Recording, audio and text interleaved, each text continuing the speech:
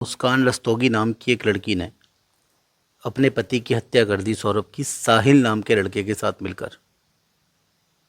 साहिल नाम का लड़का एक तांत्रिक जो बताया जा रहा है। तो ये पहली बार नहीं हुआ है कि किसी तांत्रिक की वजह से किसी ने हत्या करी हो। तांत्रिकों की वजह से इनके बहकावे में आकर बहुत लोग ये काम करते हैं।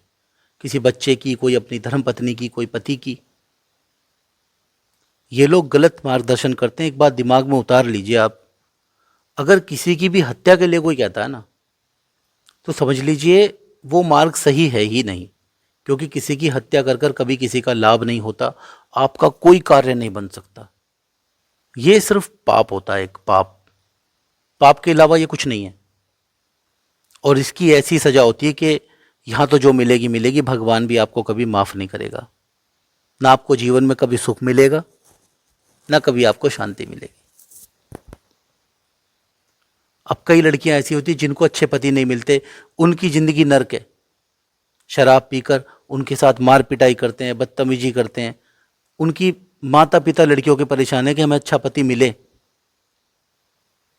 अब इसको अच्छा लड़का मिला, लेकिन किसी के बहकाव में आकर इन्होंने इतना गलत कदम उठाया कि उस व्यक्ति की जान ले ली, सौरभ की।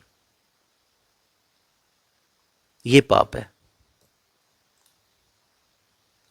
इस तरह की बातें करना पाप है। याद रखिए, अगर हम प्रभु को सही से जानेंगे ना, तो हम गलत मार्ग पे कभी जाएंगे ही नहीं। इन मूर्खों ने प्रभु को समझा नहीं, मानवता को नहीं समझा। यदि आपके साथ इस तरह की कोई भी बात चल रही है परिवार में, आप लोगों की नहीं बन रही आपस में, पति पत्नी की, या कोई ऐसा रिश्ता है जो नहीं चल पा रहा, आप उस रिश्ते को ख़त्म कर दीजिए। अपनी अपनी अलग जीवन को कर लीजिए।